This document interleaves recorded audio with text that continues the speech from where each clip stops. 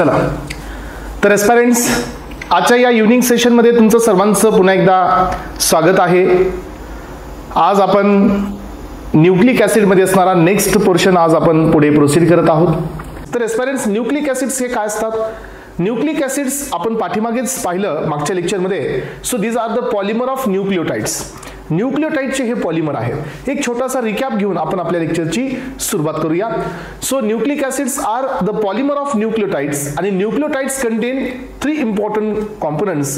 त्यामधील पहिला कॉम्पोनंट आहे नायट्रोजिनस बेसिस, सेकंड कॉम्पोनंट असतो तो असतो शुगर आणि थर्ड कॉम्पोनंट असतो यामध्ये ते असतात फॉस्फेट किंवा फॉस्फरिक ॲसिड्स. असे 3 कॉम्पोनंट यामध्ये आहेत. न्यूक्लिक ॲसिड मध्ये आपण पाहतो की 2 प्रकारचे न्यूक्लिक ॲसिड्स आहेत एस्पेरेंट्स. एक असतो डीएनए आणि सेकंड न्यूक्लिक ॲसिड असतो तो असतो आरएनए.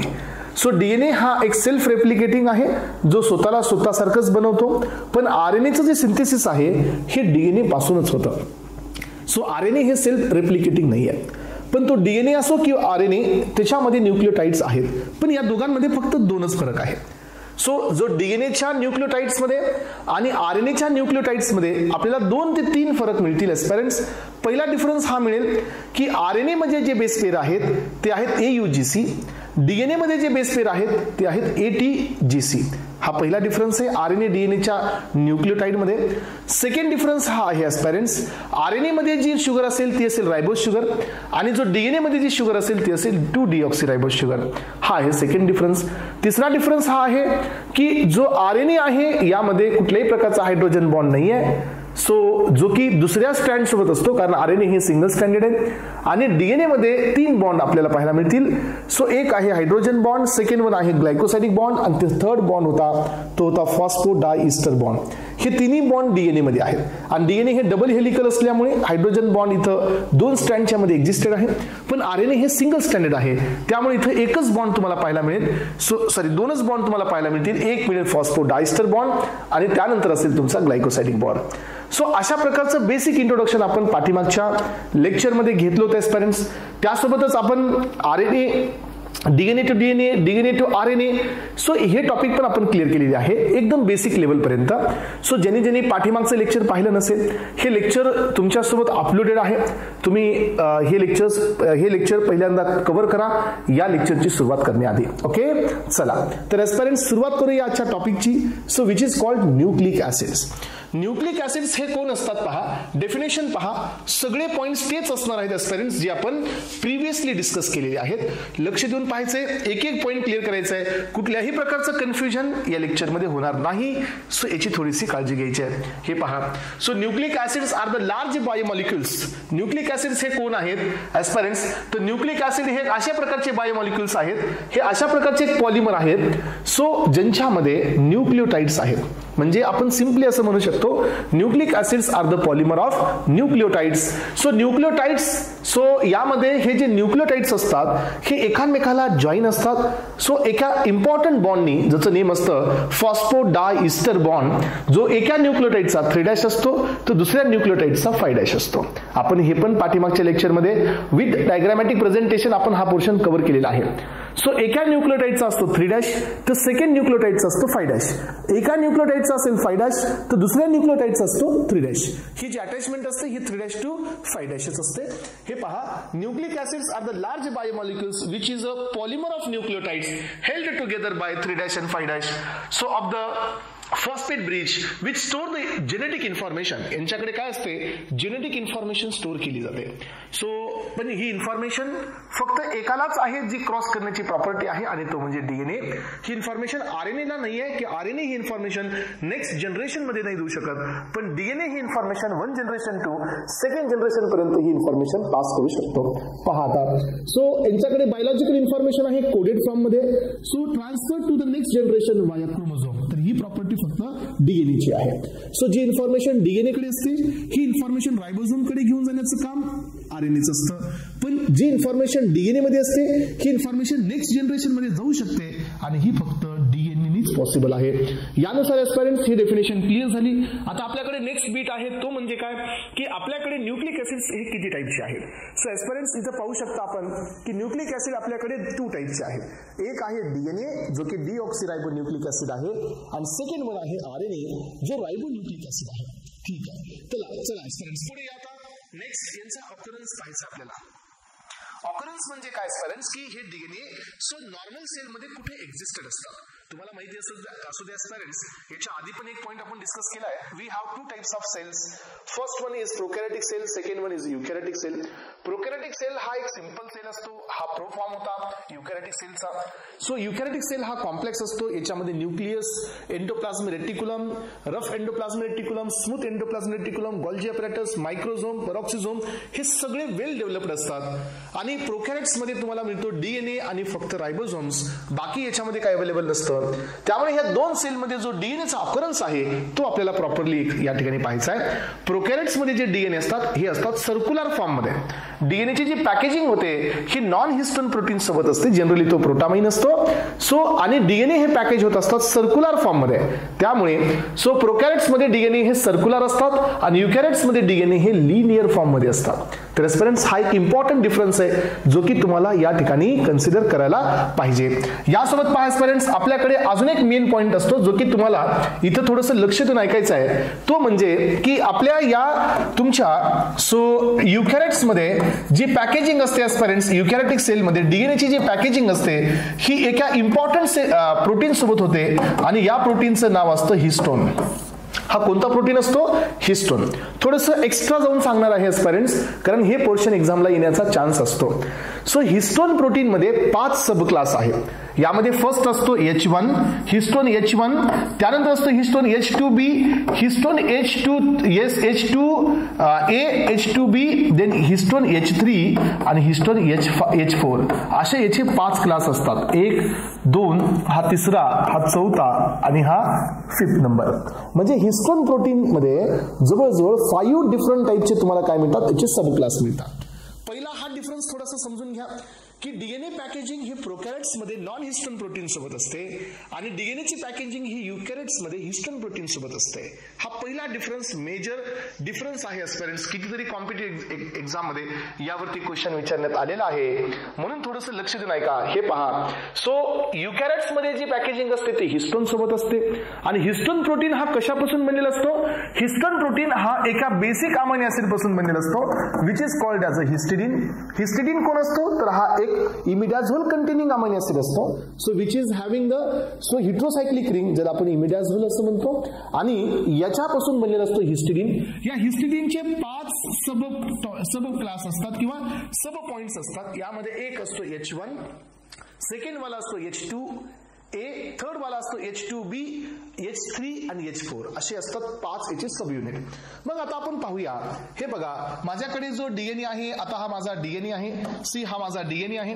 सो यामध्ये हिस्टोन प्रोटीनचा 1, 2, 3 आणि 4, यामध्ये H2A, H2B आणि H3 आणि H4 हे चौघजण एका जागी अक्युमुलेट होतात किंवा हे चौघजण एका जागी कॉन्सन्ट्रेट होतात स्टुडंट्स. आणि याच्यातला प्रत्येक जण डुप्लिकेट होतो. 1, 2, 3 and 4. हा H2A चे 2, H2B चे 2, H3 चे 2 आणि H4 चे 2, असं हे झाले तुमचे 8 molecules of histone. So 8 molecules of histone. आणि तुम्ही इथं पाहू शकता की हे सगळे एकत्र येऊन एक स्ट्रक्चर तयार होतं. या स्ट्रक्चरचं नाव असतं ऑक्टामर. आलं का लक्षामध्ये? हा एक आहे आपल्यासाठी important point. Yes, so DNA हे युकॅरियोटिक सेल मध्ये हिस्टोन प्रोटीन सोबत अटॅच असतात. पहिला पॉइंट. सेकंड डिफरन्स काय की युकॅरियोट्स मध्ये जो डीएनए असतो तो लिनियर फॉर्म मध्ये असतो, म्हणजे अटॅचमेंट ही पूर्ण लिनियर असते, कुठल्याही प्रकारची ब्रांचिंग नसते. सो प्रोकॅरियोट्स मध्ये जे डीएनए असतात हे सर्क्युलर फॉर्म मध्ये असतात. आता याच्या पुढचा पॉइंट, हिस्टोन प्रोटीनचे 5 सब क्लास आहेत किंवा सब मॉलिक्युल्स आहेत. यामध्ये H1, H2A, H2B, so H3 आणि H4 असे 5 आहेत. त्यातला H1 थोडा साईडला काढा, H1 हा थोडा साईडला काढा. H2A, H2B, H3, H4 हे प्रत्येक जण डुप्लिकेट होतो. याचे 2, याचे 2, याचे 2 आणि याचे 2, ह्या सगळ्यांचं मिळून होतो ऑक्टामर. आणि ह्या ऑक्टामर वरती हा डीएनए असा पॅक होतो. हे पहा, मी तुम्हाला इथं कलर पेन चेंज करून दाखवतो. सो यांची पॅकेजिंग कशी होते, हे डीएनए याच्यावरती असा पॅक होतो आणि नंतर मग पुढे ऑक्टामर असतो, याच्यावरती पण डीएनए असा पॅक होतो. पुन्हा अजून ही पॅकेजिंग होत असते. मग आता तुम्हाला इथं एक अजून पॉईंट लक्षात ठेवायचा आहे पेरेंट्स, की इथं हा ऑक्टामर आहे हिस्टोन प्रोटीनचा, प्लस इथं डीएनए आहे. याच्यावरती डीएनएचे हे थ्रेड दिसत आहेत तुम्हाला, हे डीएनएचे थ्रेड आहेत. मग याच्यामध्ये काय दिसतंय पहा. सो थोडंसं अजून तुम्हाला कलर वेगळा देऊन दाखवतो. हे डीएनएचे याच्यावरती थ्रेड आहेत. मग आता यामध्ये दोन कॉम्पोजिशन झालेले आहेत, एक आहे ऑक्टामर हिस्टोन आणि दुसरा आहे डीएनए. तर ह्या दोघांचं कॉम्बिनेशन झाल्यानंतर या ठिकाणी आपण एक बॉडी नाव देत असतो, that is called nucleosomes. Nucleosomes is a combination of octamer histone plus octamer histone plus DNA. आणि आता अजून एक महत्वाचा पॉइंट आहे पेरेंट्स, की हा एक न्यूक्लिओझोम आहे, हा एक न्यूक्लिओझोम आहे. हे दोन न्यूक्लिओझोम एकामेकाला अटॅच असतात. या डीएनए याचं नाव असतं लिंकर डीएनए. येस, तर हा असतो लिंकर डीएनए आणि हा दोघांना लिंक करणारा लिंकर डीएनए असतो parents. So linker DNA associated with H1 protein. Yes, very very very important. मग आता तुम्हाला क्वेश्चन मध्ये काय येऊ शकतं, की ऑक्टामर मध्ये सगळे प्रोटीन्स अवेलेबल असतात हिस्टोनचे, पण कोणता प्रोटीन अवेलेबल नसतो. तर तुम्हाला क्लिअरली सांगायचंय H1 हा जो सब मॉलिक्यूल आहे याचा, तो ऑक्टामर मध्ये नसतो. H1 हा लिंकर मध्ये असतो. मग आता आपल्याला काय सांगायचंय, अजून एक पॉइंट आहे. So nucleosome plus linker DNA. हा, आता आपल्याला काय घ्यायचंय. सो हा लिंकर डीएनए सोबत H1 आहे, न्यूक्लिओझोम प्लस लिंकर डीएनए. इथं एक वर्ड आलेला आहे एस्पेरेंट्स, याचं नाव असतं क्रोमॅटोसोम. हा, तर एस्पेरेंट्स हे दोन वर्ड मात्र तुम्हाला लक्षात ठेवायचे. पॅकेजिंग ऑफ युकॅरियोटिक्स मध्ये हे तुम्हाला येत असतं 11-12 ला. आता या आपल्या एक्झाम पॉइंट ऑफ व्ह्यूनी हा क्वेश्चन विचारण्याचे फुल संकेत आहेत. पहिला पॉइंट असतो हिस्टोन प्रोटीन, हिस्टोन प्रोटीनचं ऑक्टामर. त्यानंतर हा पॉइंट असतो की ह्या ऑक्टामर मध्ये कोणता प्रोटीन नसतो, तर तो नसतो H1. H1 कुठं असतो, तर तो लिंकर डीएनए सोबत असतो. ऑक्टामर प्लस डीएनए, तर तिथं होतो न्यूक्लिओझोम. So nucleosome plus linker DNA, तो होत असतो क्रोमॅटोसोम. तर एवढे पॉइंट्स क्लिअर आहेत का सांगा. सो एवढे पॉइंट क्लिअर असतील तर मला वाटतं की इथले सगळेच्या सगळे बीट्स या पॉइंट मधले तुमचे क्लिअर झालेले आहेत.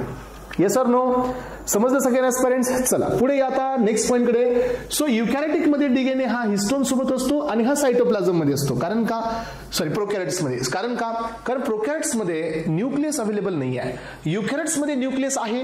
त्यामुळे डीएनए हा कुठे असतो, न्यूक्लियस मध्ये असतो, लिनियर असतो, न्यूक्लियस असते, याला न्यूक्लियर मेम्ब्रेन बी असते, हिस्टोन प्रोटीन सोबत प्रेझेंट असतो. तुम्हाला अजून एक पॉइंट लक्षात ठेवायचं आहे पेरेंट्स, की आपल्या ह्युमन बॉडीमध्ये डीएनए अजून कोणत्या बॉडीत प्रेझेंट असतात, अदर दॅन न्यूक्लियस. तर तुम्हाला हे माहिती असायला पाहिजे की अदर दॅन न्यूक्लियस आपल्या बॉडीमध्ये मायटोकॉन्ड्रिया असतो, जो ह्युमन बॉडीमध्ये तिथं एक सर्क्युलर डीएनए प्रेझेंट असतो.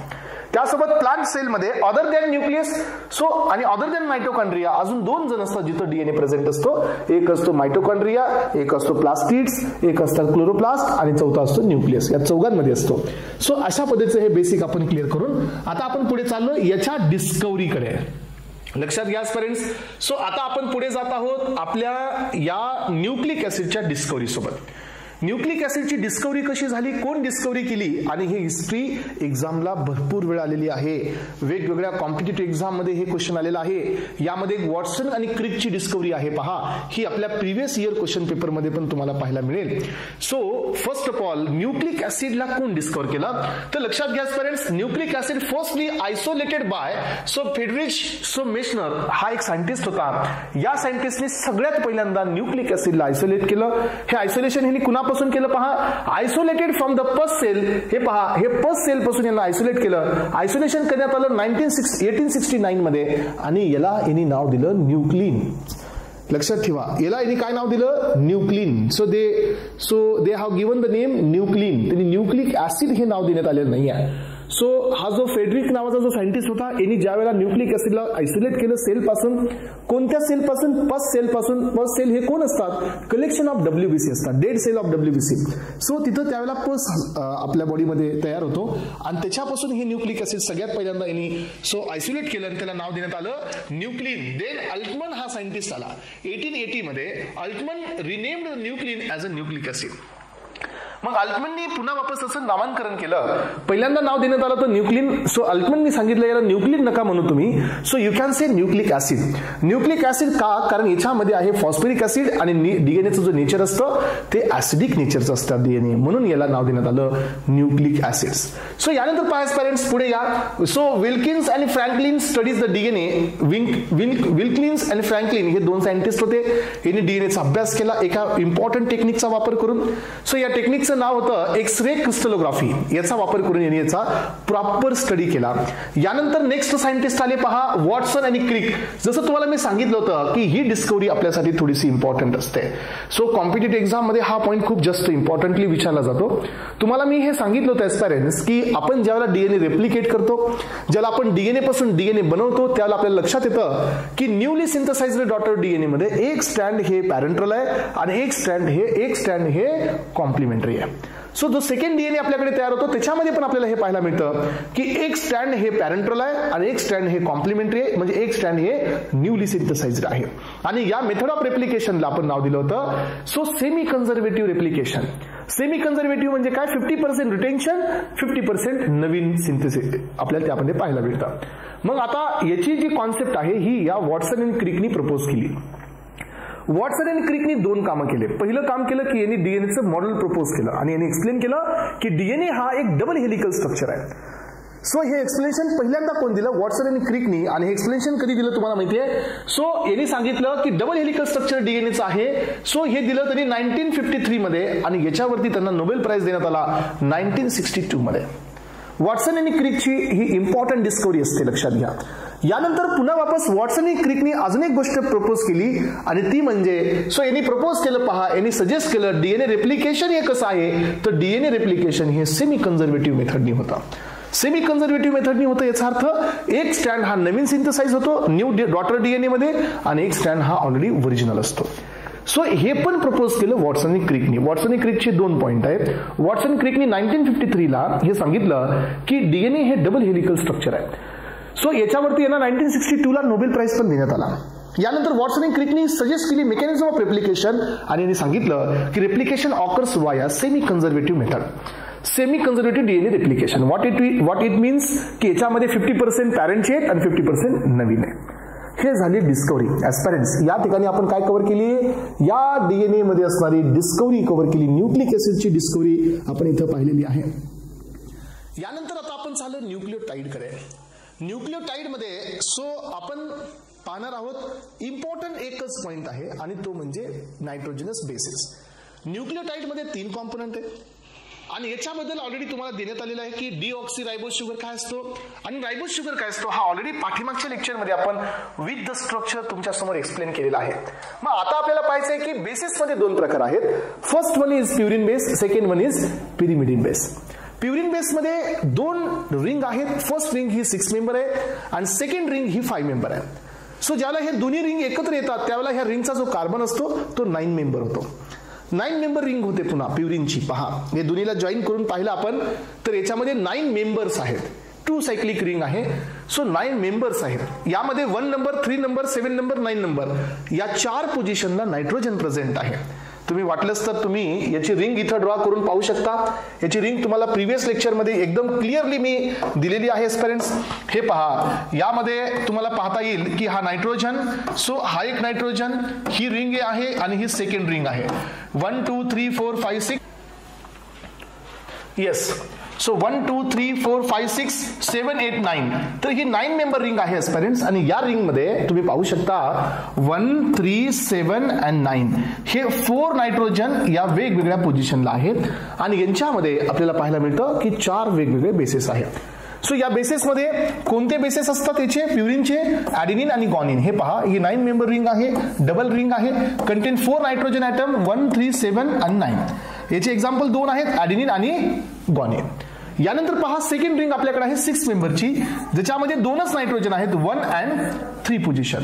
याचे एक्झाम्पल आहेत 2. फर्स्ट एक्झाम्पल आहे थायमिन, सेकंड एक्झाम्पल आहे सायटोसिन. याचं आपण या ठिकाणी अजून एक एक्झाम्पल लक्षात ठेवू शकतो एस्पिरंट्स, तो आहे युरॅसिल. युरॅसिल हे कधी पिक्चर मध्ये येतो? ज्यावेळेला आपण डीएनए सोडून आरएनए बद्दल बोलतो. त्यामुळे आरएनए हे सो एक कोण आहे? आरएनए हे सिंगल स्टँडर्ड आहे. आरएनएचा जो बेस असतो तो असतो युरॅसिल. ओके, यानंतर एस्पिरंट्स आपल्याला जो डिफरन्स घ्यायचा आहे तो आहे so difference in between DNA and RNA. हा डिफरन्स मी तुम्हाला क्लिअर झालेला आहे. सो काही इम्पॉर्टंट डिफरन्सेस आपण इथं पाहणार आहोत फक्त या दोघांमध्ये. डीएनए हा एक डीऑक्सी रायबोन्यूक्लिक ऍसिड आहे. सो याच्या सेकंड नंबर पोझिशनला OH अवेलेबल नाही आहे, रायबोज शुगरच्या तिथं H आहे. आणि आरएनएच्या सेकंड पोझिशनला OH आहे इन्स्टेड ऑफ H. म्हणजे रायबोन्यूक्लिक ऍसिड आहे, ही आहे डीऑक्सी रायबोन्यूक्लिक ऍसिड. रायबोज शुगर ही 2OH ग्रुप हा अब्सेंट आहे, इथं फक्त H असतो. यानंतर हा जो डीएनए असतो हा न्यूक्लियसच्या मध्ये असतो. But in plants it is also present in the mitochondria, chloroplast आणि प्लास्टिड्स यांच्यामध्ये पण हा प्लांट्स मध्ये प्रेझेंट असतो. यानंतर पहा आरएनए हा जो असतो हा सायटोप्लाझम मध्ये असतो. सो डीएनए हे डबल स्टँडर्ड स्ट्रक्चर आहे, आरएनए हे सिंगल स्टँडर्ड स्ट्रक्चर आहे. डीएनए हे स्टोअर करतं, ट्रान्सफर करतं genetic information from generation to generation. RNA आणि डीएनए हे इन्फॉर्मेशन आरएनए ला पण देतं, डीएनए ही इन्फॉर्मेशन नेक्स्ट जनरेशनला पण देतं. पण तुम्हाला माहिती असू द्या आरएनए मध्ये जी इन्फॉर्मेशन असते ती इन्फॉर्मेशन एकतर डीएनए पासून येते आणि ही इन्फॉर्मेशन नेक्स्ट जनरेशनला पास होत नाही. ही इन्फॉर्मेशन जात असते एक सो न्यूक्लियस पासून रायबोझोम पर्यंत. चला यानंतर पहा स्टुडंट्स, याच्याकडे 4 बेसिस आहेत. एक बेस आहे A, T, G, C. A is bounded with the T, G is bounded with the C. A, T, G, C असे 4 बेसिस आहेत. यामध्ये आपल्याला पाहायला मिळतं की इथं बेसिस असतात A, U, G, C. U हा प्रेझेंट असतो इन्स्टेड ऑफ सो थायमिन. या दोघांच्या स्ट्रक्चर मध्ये काय फरक असतो तुम्हाला माहिती आहे स्टुडंट्स? इथं तुम्ही जरा थोडंसं लक्ष देऊन ऐका की मी तुमच्यासमोर थायमिनचं स्ट्रक्चर पण ड्रॉ करतो. तर थायमिन मध्ये आणि यामध्ये काय प्रेझेंट आहे, काय डिफरन्स आहे तो तुम्हाला इथे दाखवतो. हे पहा. सो यामध्ये जो तुमचा थायमिन असतो हा 6 मेंबर आहे, 1 नायट्रोजन आणि इथं असतो तुमचा सो थर्ड नायट्रोजन 1 आणि थर्ड. इथं सेकंड पोझिशनला एक ऑक्झो असतो, फोर्थ पोझिशनला एक ऑक्झो असतो आणि इथं असतो तुमचा एक CH3 आणि हा असतो इथे डबल बॉन्ड. हे स्ट्रक्चर कुणाचं असतं? इथं असतो H आणि इथं असतो H, कारण यांची व्हॅलेन्सी मॅच होत नाही त्यामुळे हा NH डबल बॉन्ड O. तर हा 1 2 3 4 5 6. सो यामध्ये 5 मिथाइल आहे, 5 मिथाइल 2 4 डायऑक्झो राईट पिरिमिडिन. हे स्ट्रक्चर असतं थायमिनचं. यामध्ये आता युरॅसिलचं स्ट्रक्चर कसं मिळेल आपल्याला सांगा? फक्त तुम्ही इथला एक CH3 काढून टाका. इथला जर तुम्ही CH3 काढला, डिमिथायलेशन केलं गेलं तर हे स्ट्रक्चर होतं युरॅसिलचं. आणि हा युरॅसिल जो बेस असतो तो आरएनए मध्ये असतो आणि थायमिन जो बेस असतो तो डीएनए मध्ये असतो. हा आहे बेसिस मधला डिफरन्स जो की याच्या आधी पण आपण एकदा डिस्कस केलाय, पण आता आपण फायनल डिस्कस करतोय. इथं पहा, आता नेक्स्ट पॉइंट कडे या. सो डीएनए हे सेल्फ रेप्लिकेटिंग आहेत, म्हणजे डीएनए हे स्वतःला स्वतः बनवतात. डीएनए हे आरएनए ला पण बनवतात, पण आरएनए ऑलवेज हे डीएनए पासून तयार होतात. सो डीएनए हे ट्रान्सक्रिप्शन पण करतं, डीएनए हे रेप्लिकेशन पण करतं. रेप्लिकेशन होतं याचा अर्थ काय? डीएनए हे डीएनए ला बनवतात आणि ट्रान्सक्रिप्शन होतं याचा मिनिंग असतो की डीएनए हे आरएनए ला क्रिएट करतं. या दोघांचा मिनिंग वेगवेगळा आहे. डीएनए कडे ह्या दोन्ही प्रॉपर्टीज आहेत, पण आरएनए कडे ही प्रॉपर्टी नाहीये की आरएनए टू आरएनए ही प्रॉपर्टी आरएनए कडे नाही आहे. आरएनए कडे एकच प्रॉपर्टी आहे, डीएनए टू आरएनए आणि RNA to proteins. So RNA हे प्रोटीन्सला बनवू शकतात, आरएनए कधीच आरएनएलाही नाही बनवू शकत आणि रिव्हर्स बॅक टू द डीएनएलाही नाही बनवू शकत. तर एस्पिरंट्स तुम्हाला माहिती असू द्या आरएनए कडून वापस डीएनए कडे जाण्यासाठी आपल्याकडे एक स्पेशल एन्झाईम असायला पाहिजे. That enzyme is called as a reverse transcriptase, जो की ह्युमन मध्ये प्रेझेंट नसतो. हा एन्झाईम प्रेझेंट असतो व्हायरस मध्ये. त्यामुळे व्हायरसेस मध्ये ज्यावेळेला आरएनए असतं त्यावेळेला हे व्हायरसेस आरएनएचं डीएनए करू शकतात. ही रिव्हर्स प्रोसेस ही व्हायरसेस मध्ये असते, ह्युमन बॉडी मध्ये नसते. त्यामुळे चला तर याच्यामध्ये 2 प्रकार आहेत, इंट्रान्यूक्लियर, एक्स्ट्रान्यूक्लियर. याच्यापेक्षा जास्त इम्पॉर्टंट प्रकार असतात 2. आपल्याकडे 2 प्रकारचे डीएनए असतात, एक असतो बीटा आणि दुसरा असतो झेड टाईप. सो जो झेड टाईप आहे तो असतो झिगझॅग डीएनए, बीटा डीएनए आपल्या बॉडीत आहे.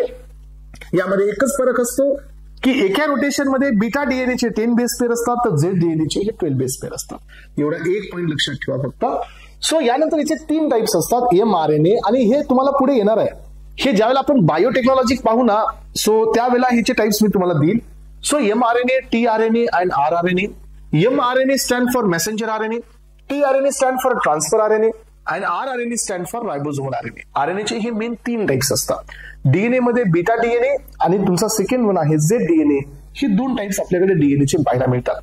हा पण टाइप असतो की इंट्रान्यूक्लियर आणि एक्स्ट्रान्यूक्लियर. व्हॉट इज दिस इंट्रा आणि एक्स्ट्रा? जे न्यूक्लियसच्या मध्ये असणारे इंट्रान्यूक्लियर, जे न्यूक्लियसच्या बाहेर असणारे एक्स्ट्रान्यूक्लियर.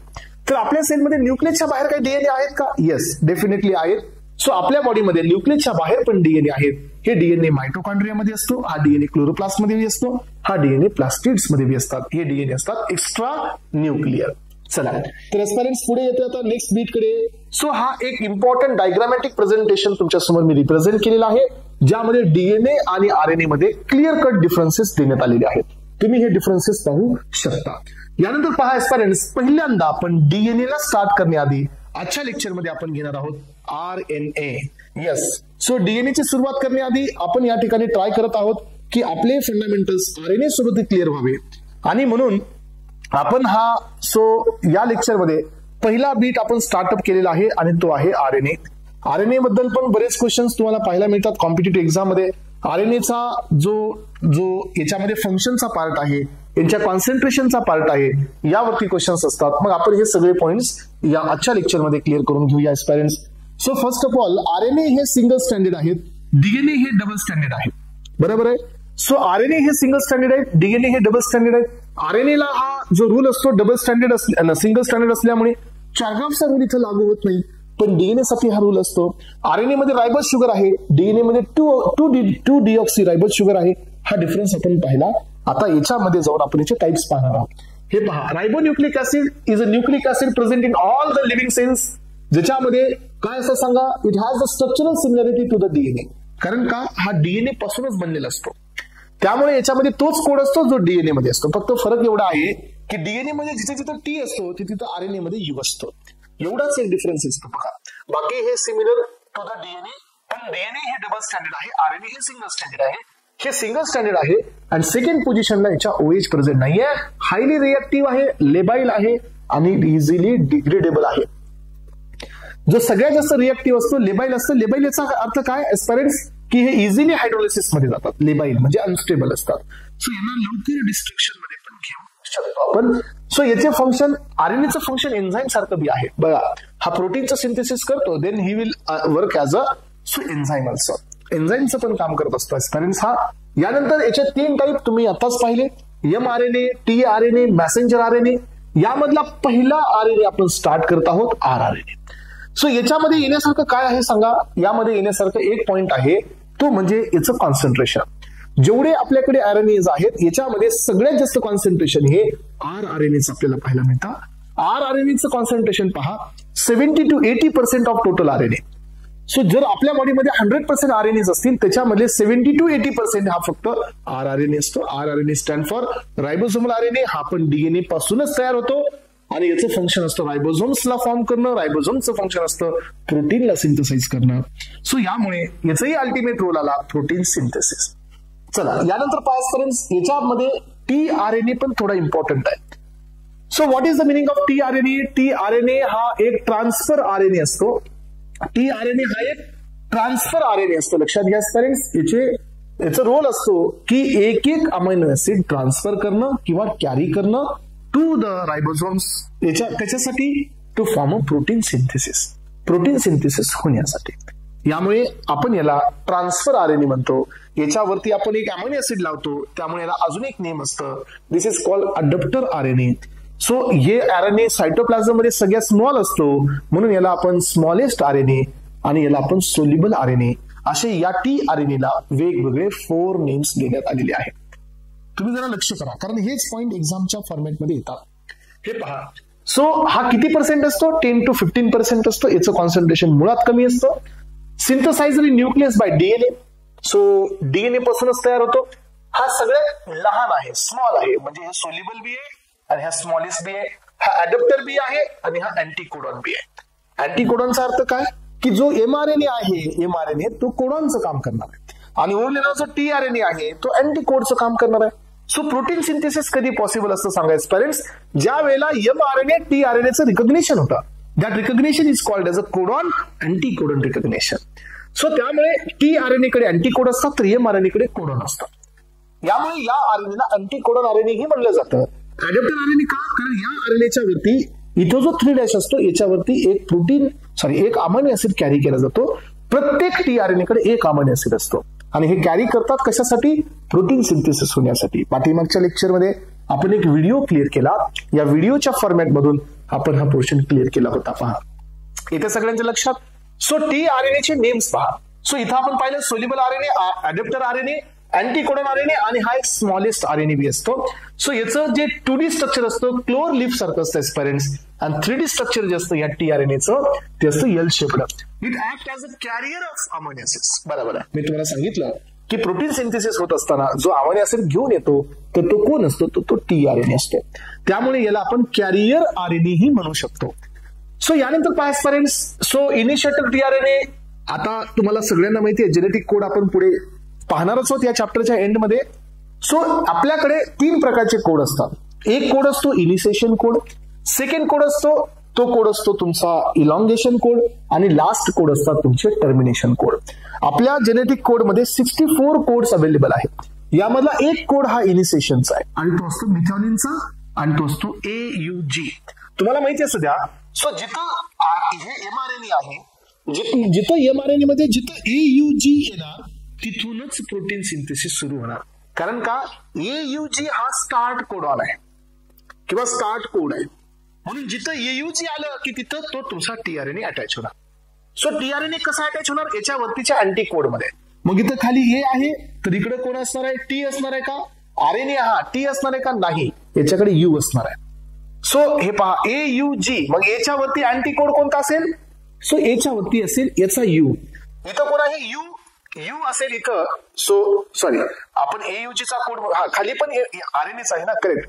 खाली आरएनए वरी आरएनए आहे. सो दोन्ही आरएनए आहेत, बरोबर आहे. मग आता खाली यू आहे तर वरती कोण असेल याच्यामध्ये, यूच्या जागी. सो इथं आपण टी तर म्हणू शकणार नाही, यू असेल. यानंतर इथं कोण आहे, यू, खाली वरती ए असेल. इथं जी आहे तर वरती सी असेल. याचा अर्थ असतो codon anti codon recognition. So जो पहिला कोड असतो जिथून सिंथेसिस होतं that is called as a AUG code, आणि हा असतो त्या टीआरएनएच्या ज्याच्यावरती मिथॅनिन अमोनिया ऍसिड आहे. म्हणजे हा AUG कोड कोणासाठी असतो, मिथॅनिन अमोनिया ऍसिड साठी असतो. हा इनिशिएटर कोड असतो. मग जिथे हे सिंथेसिस थांबतं ते कोणते कोड असतात, नॉनसेन्स कोड असतात एस्पेरेंट्स, ज्यांच्यामध्ये कुठल्याही प्रकारचा सेन्स नसतो किंवा त्यांना सिग्नल नसतं. तिथं हे प्रोटीन सिंथेसिस स्टॉप होतं. मग जिथं इनिशिएशन आले, इनिशिएटर तिथून चालू झालं. जिथं नॉनसेन्स कोड आले तिथं टर्मिनेट झालं. टर्मिनेशन म्हणजे काय, ही प्रोटीन सिंथेसिसची प्रोसेस स्टॉप होते. अशा प्रकारे हे प्रोटीन सिंथेसिस होतं. यामध्ये आपण पाहतो initiator tRNA is specific for the methionine. हा पहिला टीआरएनए जो असतो हा मिथॅनिन साठी असतो, लक्षात ठेवा. खाली इथं कोड कोणता, AUG. मग वरील अमोनिया ऍसिडला कोण घेऊन यावं लागेल, डेफिनेटली मिथॅनिनच घेऊन यावं लागेल. म्हणजे हे तुम्हाला लक्षात ठेवायचं, हे एक्झाम मध्ये पण येतं की प्रोटीन सिंथेसिस मध्ये पहिला अमायनो ऍसिड कोणता लिंक होतो तर तो असतो मिथॅनिन. का मिथॅनिन, कारण खाली इथं जो एमआरएनए आहे याचा पहिला कोड कोण आहे तर तो AUG असतो. एक एक्झाम्पल पहा, तुम्हाला मी एक्झाम्पल देऊन हे पॉईंट क्लिअर करू शकतो. हे बघा तुमच्या समोर, हे तुमची रायबोझोमची फॅक्टरी आहे. सो म्हणजे प्रोटीनची फॅक्टरी आहे, आणि इथं कोण आहे, सो इथं तुमचे हे mRNA चे कोड आहेत. मग एस्पिरंट्स हे पहा, माझा AUG इथं आहे, AUG इथं आहे. मग प्रोटीन सिंथेसिस इथून नाही होणार, हे GCA समजा इथं यू एवढे आहेत, पण प्रोटीन सिंथेसिस इथून नाही होणार आहे, कारण हे इनिशिएटर कोड नाही आहे. प्रोटीन सिंथेसिस इथून होणार आहे, इथूनच होणार आहे. आणि कुठेपर्यंत चालणार आहे, जिथपर्यंत UAA UGA हे कोड येणार नाहीत. हे कोड कोणते असतात, नॉनसेन्स कोड असतात. मग आता जिथं AUG आहे तिथून सिंथेसिस चालू. मग AUGचा म्हणणं काय की जर इथं AUG असेल तर tRNAच्या वरती जो अमायनो ऍसिड असेल तो कन्फर्म कोणता असायला पाहिजे, मिथॅनिन असायला पाहिजे. त्याच वेळेला ही प्रोसेस बिगिन. म्हणून हा पॉइंट इतका क्लिअर लक्षात ठेवा एस्पायरंट की जिथं तुमचा इनिशिएटर tRNA असतो त्याच्या डोक्यावरती मिथॅनिन असतो. सो ज्याच्या डोक्यावरती मिथॅनिन असतो त्याचे अँटी कोड हे त्या कोडॉनला बाइंड होतात जिथं AUG असतो. म्हणून AUG हा इनिशिएटर कोड आहे. चला तर एस्पायरंट्स पुढचा पॉइंट आहे, initiator code is specific for the methionine. There is a no tRNA for the stop codon. हा मी हेच सांगतोय, UAA UGA हे स्टॉप कोडॉन आहेत, यांच्यासाठी कोणताच tRNA अमायनो ऍसिड घेऊन येत नाही, म्हणून ती प्रोसेस तिथं स्टॉप होते. सो हे तुम्हाला ज्यावेळेला मी ट्रान्सलेशन देईल ना पुढे त्यावेळेला अजून जास्त क्लिअर होईल aspirants. Don't worry about this. So ट्रान्सलेशनच्या चॅप्टर मध्ये हा तुमचा बीट नक्कीच क्लिअर होऊन जाणार आहे. यानंतरचा नेक्स्ट पॉइंट आहे मेसेंजर आरएनए, mRNA. तर mRNA हा मेसेंजर आरएनए आहे. हा कुणाकडून मेसेज कॅरी करतो, हा DNA चा मेसेज कॅरी करतो. आणि डीएनए कडून हा मेसेज कॅरी करतो आणि हा मेसेज कुठे देतो? प्रोटीन सिंथेसिस साठी देतो. म्हणजे हे डायरेक्ट झालं डीएनए टू प्रोटीन. हे काम केलं एमआरएनए. एमआरएनएचं सगळ्यात कमी कॉन्सन्ट्रेशन असतं. सगळ्यात जास्त कॉन्सन्ट्रेशन आरएनए मध्ये रायबोसोमल आरएनएच असतं. एमआरएनएचं सगळ्यात कमी कॉन्सन्ट्रेशन असतं एस्पायरन्स. सो इथं पहा एमआरएनएचं कॉन्सन्ट्रेशन किती आहे? Only 1 to 5%. सो हा मेसेंजर आरएनए आहे जो जेनेटिक इन्फॉर्मेशन कॅरी करतो न्यूक्लियस पासून आणि कुठे पास करतो? रायबोसोम्स कडे. कशासाठी? In order to synthesize proteins. So concentration आहे आणि याचं जे नेम आहे it was given by Jacob and Monod. आणि या ठिकाणी तुमचे आरएनए पण आपण डिटेल मध्ये कव्हर केलेली आहे. सो एस्पायरन्स सगळ्यांना समजताय का? पहा, जणी पाठीमागचे लेक्चर व्यवस्थित केले त्यांना आता कुठलीही तकलीफ होत नाही. सो ज्यांचा बेसच पक्का नाहीये त्यांना थोडस प्रॉब्लेम येणार आहे. म्हणून मी रिक्वेस्ट करतो जे स्टुडंट्स हे लेक्चर पाहत असतील सर्वांना की तुम्ही पाठीमागचं लेक्चर क्लिअर करून घ्या जे की बेसिक इंट्रोडक्टरी आहे डीएनए आणि आरएनए साठी. आता आपण सुरुवात करत आहोत एस्पायरन्स नेक्स्ट बीटची. यामध्येच इम्पॉर्टंट बीट आहे तो म्हणजे DNA. What is the meaning of DNA? DNA हा एक डीऑक्सीरायबोन्यूक्लिक ऍसिड आहे. चला तर aspirants double helical structure composed of nucleotides. Double helical structure composed of nucleotides which contain sugar, phosphate and nitrogenous bases. बरोबर आहे. आपण कशाचा पॉलिमर आहे? डीएनए हा सो न्यूक्लियोटाइडचाच पॉलिमर आहे. यामध्ये 3 कॉम्पोनंट आहेत, बेसेस, नायट्रोजन बेसेस, फॉस्फेट्स आणि शुगर. पण डिफरन्स काय की शुगर ही 2 पोझिशनला डीऑक्सी आहे. बेसेस मध्ये कोणते बेसेस आहेत? ATGC वाले आहेत. हे तुमचा डिफरन्स लक्षात आला पाहिजे. So DNA is a molecule that carry the genetic instruction for all living organism. हा, जे बॉडीमध्ये आपल्या जे जेनेटिक कॉन्स्टिट्यूशन्स असतात एस्पायरन्स हे आपण डीएनएच्याच बेसिसवरती काढतो. यानंतर पहा, डीएनए हे इसेन्शियली ब्ल्यूप्रिंट असते आपल्या बॉडीमधले असणाऱ्या बिल्डिंग ब्लॉक्सची. म्हणजे आपल्या बॉडीमध्ये जे बिल्डिंग ब्लॉक्स आहेत, जे मसल्स आहे, प्रोटीन्स आहे, हे सगळी कुणाची बदलत आहेत? हे सगळी डीएनएची बदलत आहेत. तुम्हाला जर डीएनएची इन्फॉर्मेशन मिळाली तर आपल्या बॉडीमधल्या हर एक पॉइंटची इन्फॉर्मेशन तुमच्यापर्यंत मिळते. That is why DNA sequence हा आपल्या बॉडीमधला ब्ल्यूप्रिंट असतो. चला तर एस्पायरन्स पुढे येते. पहा आता नेक्स्ट पॉइंट कडे. सो डीएनए मध्ये 3 बॉन्ड आहेत, ग्लायकोसाइडिक, फॉस्फोडायस्टर आणि हायड्रोजन. इथं थोडंसं कन्फ्युजन होऊ शकतं एस्पायरन्स. वरतीचे जे 2 बॉन्ड आहेत ना, ग्लायकोसाइडिक आणि फॉस्फोडायस्टर बॉन्ड, हे डीएनएच्या 2 स्ट्रँडच्या मध्ये नसतात. हे 2 बॉन्ड डीएनएच्या एका स्ट्रँड मध्ये असतात. परत एकदा लक्षात ठेवा, आपल्याकडे डीएनए डबल हेलिकल स्ट्रक्चर आहे.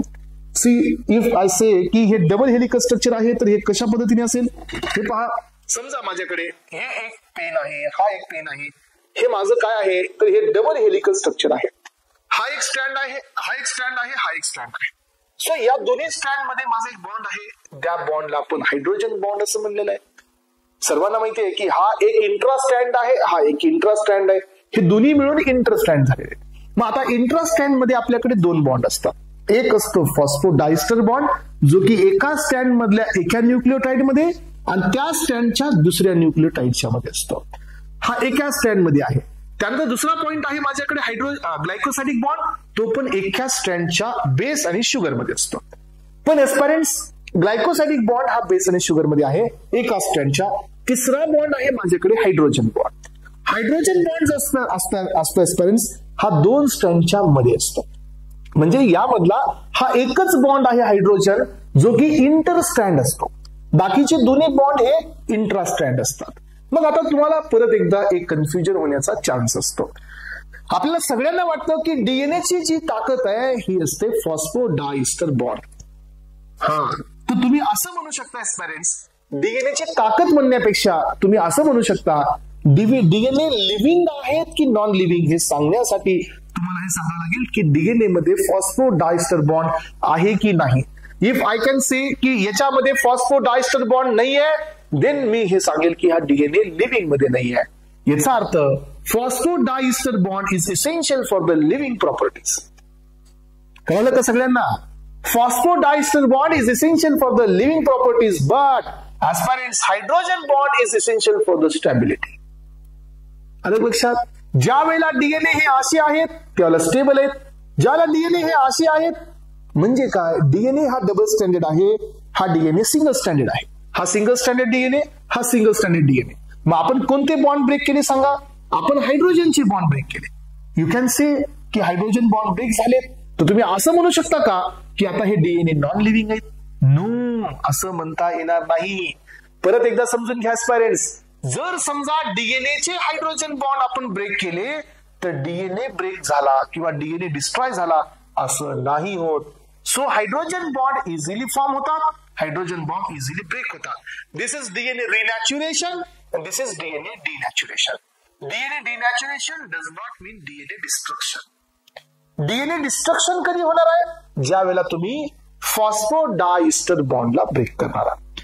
त्यामुळे तुम्हाला सांगायचंय की डीएनए ची स्टॅबिलिटी ही हायड्रोजन बॉन्ड वरती असते आणि डीएनए ची लिव्हिंग प्रॉपर्टी ही फॉस्फोडायस्टर बॉन्ड मध्ये असते.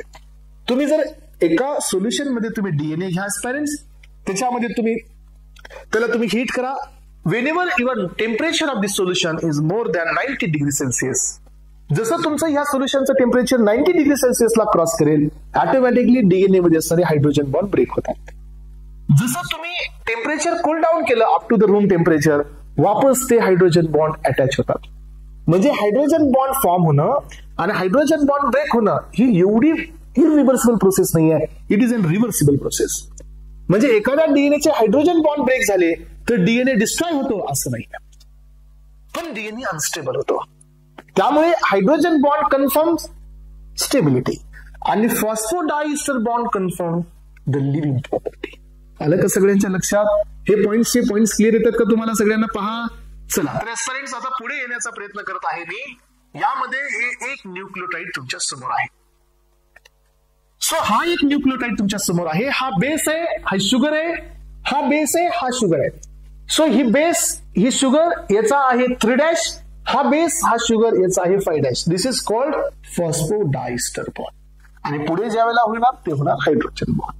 हे पाठीमागे आपण खूप क्लिअर केले. मला वाटतं की हे आता तुम्हाला इतकी तकलीफ देणार नाहीये. चला, तर आता नेक्स्ट आहे इम्पॉर्टंट बीट, इम्पॉर्टंट टॉपिक, तो म्हणजे डीएनएच्या प्रॉपर्टीज.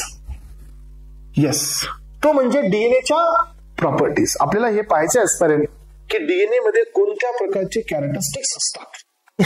आता आपण एसपर्यंत पोहोचलेलो आहोत नेक्स्ट पॉइंट कडे. आणि या लेक्चर आता पुढच्या बीट मध्ये आपण पाहणार आहोत डीएनएच्या प्रॉपर्टीज. सो एसपर्यंट डीएनए मध्ये अशी कोणते कॅरेक्टरिस्टिक्स असतात सांगा. आपण पाहिलं डीएनए मध्ये 4 बेसिस आहेत, डीएनए मध्ये डबल बॉन्ड आहेत, डीएनए मध्ये ट्रिपल बॉन्ड आहेत, डीएनए मध्ये ATGC आहे, A is bounded with T, G is bounded with C. याच्यामध्ये मेल्टिंग पॉइंट कुणावर आहे? GC कंटेंट वरती आहे. जेवढे A आहेत तेवढे T, जेवढे G आहेत तेवढे C. पण AT हा कंटेंट व्हॅरी असू शकतो, GC हा कंटेंट व्हॅरी असू शकतो. ज्या ऑर्गॅनिझम मध्ये GC कंटेंट जास्त आहे त्या ऑर्गॅनिझमचा डीएनएचा मेल्टिंग पॉइंट जास्त आहे. हे आपण पाहिलं की नाही? तेच आता सगळं इथं वापस आलेलं आहे. पहा, सो 2 स्ट्रँड जे डीएनएचे असतात हे दोन्ही स्ट्रँड एकामेकाचे अँटी पॅरलल असतात. आपण हे पाहिलं, एका स्टँडचा 3' तर त्या साईडला दुसऱ्या स्टँडचा 5' असतो. सो एक स्टँड या पोलॅरिटीने जातं तर एक स्टँड या पोलॅरिटीने येतं. याचा अर्थ हे अँटी पॅरलल असतात एकामेकाचे. सो डायरेक्शन हे एकामेकाचे अँटी पॅरलल असतात. 2 stand of the DNA held together by hydrogen bond. कुणी जर मला हे म्हणाल की sir 2 stand of the DNA held together by phosphodiester bond, तर parents this is absolutely wrong. You can't say की 2 स्टँडच्या मध्ये फॉस्फोडायस्टर बॉन्ड असतो. आधीच आपण काय डिस्कस केलं, फॉस्फोडायस्टर बॉन्ड हा फक्त एका स्टँडच्या मध्ये असतो, या बेसमध्ये आणि या स्टँडच्या वरच्या बेसमध्ये. कळलं सगळ्यांना? हे पहा, मग आता डीएनए हे आपण फॉस्फोडायस्टर बॉन्डनी एका स्टँड मध्ये पाहतो, पण 2 स्टँडच्या मध्ये हायड्रोजन बॉन्ड असतो आणि यामध्ये ए मध्ये आणि टी मध्ये 2 बॉन्ड्स असतात, जी आणि सी मध्ये 3 बॉन्ड्स असतात. सो हे कॉम्प्लिमेंटरी बेसिसने असतात. AT pair has 2 hydrogen bond while GC pair has 3 hydrogen bond. So GC contains stronger than the about 50% than the AT. बघा, सो जेवढं GC कंटेंट असेल तेवढा तो डीएनए स्ट्रॉंग असतो, म्हणजे इझिली ब्रेक होत नाही, कारण G आणि C मध्ये 3 बॉन्ड्स असतात. Hydrogen bond gives the stability. Yes, हेच तर मी तुम्हाला सांगितलं. हायड्रोजन बॉन्ड मुळे स्टेबिलिटी असते. डीएनए मध्ये हायड्रोजन बॉन्ड मुळे स्टेबिलिटी असते. डीएनए हे लाईट ऍब्सॉर्ब करतात 2600 एंगस्ट्रॉम, पण याला आपण 260 नॅनोमीटर पण म्हणू शकतो. You can say angstrom, you can also say nanometre. Nanometre म्हणल्यानंतर 260. यानंतर पहा, distance between the base pair हे किती असतो? 0.34 नॅनोमीटर. डीएनएचा जो विड्थ असतो तो असतो 20 एंगस्ट्रॉम, म्हणजे आपण पाहिलं तर 2 नॅनोमीटर्स. इच टर्न ऑफ द हेलिक्स हे किती असतो 3.4 नॅनोमीटर, आणि एका टर्न मध्ये किती बेस पेअर असतात 10. डीएनए ची ऍसिडिक प्रॉपर्टी असते एस्पिरंट्स, आणि हे ऍसिडिक प्रॉपर्टी असते due to presence of phosphoric acid. DNA हे ऍसिडिक नेचरचे असतात. डीएनए आपल्याला वाटतं की डीएनए मध्ये बेसेस आहेत नायट्रोजनचे. नायट्रोजनकडे कोण असतात लोन पेअर्स. मग आपल्याला असं वाटतं की DNA can be the alkaline in nature. Alkaline म्हणजे काय बेसिक नेचरचे, कारण डीएनए कडे नायट्रोजन आहे. पण हे कसं आपण विसरू शकतो, डीएनए कडे फॉस्फेट बी आहे, आणि फॉस्फेट प्रेझेंट असल्यामुळे असतात डीएनए कडे ही ऍसिडिक प्रॉपर्टी असते. चला पुढे या स्टुडंट्स नेक्स्ट पॉइंट आहे, हा आहे तुमचा चारग्राफ रूल. चारग्राफ रूल हा फक्त डीएनए साठी ऍप्लिकेबल आहे. It is not applicable for RNA. Y? असं का? कारण आरएनए हे सिंगल स्टँडर्ड आहे, त्यामुळे आपल्याला bonding A equals to D म्हणायचा विषयच येत नाही. डीएनए हा डबल स्टँडर्ड आहे, त्यामुळे चारग्राफ रूल इथं लागू होतो. चारग्राफ रूलचं म्हणणं आहे purine pyrimidine are always equal. कारण बघा बेसिसची अरेंजमेंट बघा एस्पिरंट, इकडं ए आहे तर पुढे टी आहे. ए हा प्युरिन आहे, टी हा पिरिमिडिन आहे. मग आपण असं म्हणू शकतो का जेवढे प्युरिन तेवढे पिरिमिडिन? हा, we can we can estimate this की जेवढे प्युरिन आहे तेवढे पिरिमिडिन, कारण पुढे एक प्युरिन आहे तर त्याच्या पुढे पिरिमिडिन आहे. जी आणि सी, जी हा प्युरिन आहे, सी हा पिरिमिडिन आहे. त्यामुळे चारग्राफ रूलनी हेच सांगितलं की जेवढे प्युरिन तेवढे पिरिमिडिन, जेवढे जी तेवढे सी, जेवढे ए तेवढे टी, हे सांगितलं चारग्राफ रूलनी. So amount of adenine equals to the thymine. The base ratio of AT is constant for species. So applicable for the DNA, not for the RNA. हे rule फक्त DNA साठी आहे, हा रूल आरएनए साठी नाही आहे, कारण आरएनए हे सिंगल स्टँडर्ड आहे. तर एस्पिरंट्स ही डायग्राम बघा, या डायग्राम वरून तुम्हाला पेअरिंग लक्षात येणार. सो हा आहे हायड्रोजन बॉन्ड, हा आहे एक स्टँड, हा आहे दुसरा स्टँड, या स्टँडचा हा बेस आणि दुसऱ्या स्टँडचा हा बेस, यांच्यामध्ये हायड्रोजन बॉन्ड. पुन्हा हा शुगर, हे ग्लायकोसायटिक बॉन्ड, हा शुगर, या बेसचा हा शुगर, या दोघात आहे फॉस्फोडायइस्टर बॉन्ड. कळते सगळ्यांना? येस, हा पॉइंट क्लिअर होतं का? पहा, ही डायग्राम त्याच्यासाठीच तुम्हाला इथं दिलेली आहे मी. ठीक आहे, चला तर आता आपलं जे टार्गेट आहे एस्पिरंट, नेक्स्ट बीट आहे डीएनए रेप्लिकेशन. सो आपण डीएनएचा पहिला बीट इथं कव्हर केलेला आहे. Now we are moving towards the very important concept, the synthesis of the DNA from DNA, that is DNA replication. Yes, DNA हे स्वतःला कसं बनवतात याचं ही ब्रीफ इंट्रोडक्शन आपण प्रिव्हियस लेक्चर मध्ये पाहिलेलं आहे. सो एस्पिरंट्स एकदा छोटंसं रिकॉल करून पुढे जाऊया. डीएनए रेप्लिकेट करण्यासाठी आधी आपल्याला काय फाइंड आउट करावा लागतो? रेप्लिकेशन साईट, कुठून रेप्लिकेशन होणार आहे. सो सगळ्यात आधी हायड्रोजन बॉन्ड ब्रेक करावे लागतील, त्यानंतर मग त्याचे बॉन्ड ब्रेक करून आपल्याला फॉर्क बनवावं लागेल, replication fork, Y fork create झाल्यानंतर मग प्रायमेज येणार, प्रायमर बनवून जाणार, पुन्हा येणार डीएनए पॉलिमरेज, तो डीएनए बनवून जाणार, पुन्हा येणार एक्झोन्यूक्लियस, जो प्रायमर काढून टाकणार, रिमूव्ह करणार, पुन्हा येणार डीएनए पॉलिमरेज, तिथं डीएनए बनवणार, आणि सगळ्यात शेवटी येणार डीएनए लायगेज, जो सगळ्यांना स्टिक करून जाणार, म्हणजे काय अटॅच करून जाणार, आणि आपल्याकडे नवीन 2 डीएनए तयार होणार. यामधला एक स्टँड हा पॅरेंट्रल, तर एक स्टँड हा नवीन असणार. हे झालं आपलं शॉर्ट रिकॅप, जो आपण प्रिव्हियस लेक्चर मध्ये पाहिलेला. सो आता आपल्याला डिटेलमध्ये जायचं की रेप्लिकेशन नेमकं कसं होतं, कारण याच्यामध्ये क्वेश्चन जो आलाय तो कशावरती आला माहिती आहे फ्रेंड्स? या रेप्लिकेशनच्या मेकॅनिझमवर क्वेश्चन आलाय. या रेप्लिकेशन मध्ये असणाऱ्या एन्झाईम्सवर क्वेश्चन आलाय. येस, रेप्लिकेशन मध्ये असणारे एन्झाईम्स आणि मेकॅनिझम या दोन्हीवरती पण क्वेश्चन आलेला आहे. त्यामुळे हा पोर्शन तुम्हाला जोपर्यंत समजणार नाही तोपर्यंत आपण पुढे जाणारच नाही. येस, या लेक्चर मधून सो तुम्हाला जोपर्यंत हा पोर्शन समजणार नाही तोपर्यंत आपण पुढे जाणारच नाही. चला, तर सगळ्यात पहिल्यांदा आपण पाहूया DNA replication means what. So DNA replication म्हणजे काय? Cell produces number of DNA copies from the DNA. ज्यावेळेला सेल हे त्याच्या बॉडीमध्ये डीएनए बनवतो डीएनए पासून, दिस इज कॉल्ड रेप्लिकेशन. हीच प्रोसेस असते, याच प्रोसेसला आपण नाव देतो रेप्लिकेशन. तर एस्पिरंट्स, रेप्लिकेशन मध्ये एवढे मेकॅनिझम आहेत. तर फर्स्ट मेकॅनिझम ही आहे की तुम्हाला डीएनए बनवायचे तर तुमच्याकडे काय असायला पाहिजे? डीएनएचे बेस पेअर्स असायला पाहिजे. Yes sir no. जसं की तुम्हाला आता माहित आहे की तुम्हाला एखादी गोष्ट, एखादा प्रोडक्ट क्रिएट करायचा, तर प्रोडक्ट क्रिएट करण्यासाठी you should have a raw material. जर तुमच्याकडे रॉ मटेरियल नसेल तर you can not get the finished product. तुम्हाला फिनिश्ड प्रोडक्ट कधीच नाही मिळणार. मग आता आपल्याला डीएनएचं चेन बनवायची आहे, तर आपल्याकडे डीएनएचे बेस पेअर्स असायला पाहिजे. मग आपल्याकडे जे बेस पेअर्स असतात हे फुल्ली ऍक्टिव्हेट असतात का? नाही. जसं जशी गरज लागते तसं ते ऍक्टिव्हेट केले जातात. मग आपल्याकडे बेस पेअर जे असतात सगळे हे मोनोफॉस्फेट्स मध्ये असतात. मग आपल्याला मोनोचं कन्व्हर्जन करावं लागेल डायफॉस्फेट, डायचं कन्व्हर्जन करावं लागेल ट्रायफॉस्फेट. म्हणजे आधी आपल्याला बेस पेअर ऍक्टिव्हेट करून घ्यावं लागते. Deoxy ATP, deoxy GTP, deoxy TTP, deoxy CTP. TP करावं लागेल. TP stand for triphosphate. Whenever you are base pair having the triphosphate, then you can say the base pair is fully activated. हा activated आहे. So पहिली process आहे base pair activation, activation of nucleotides. Second process आहे point of origin. याचा अर्थ असतो replication of Uri.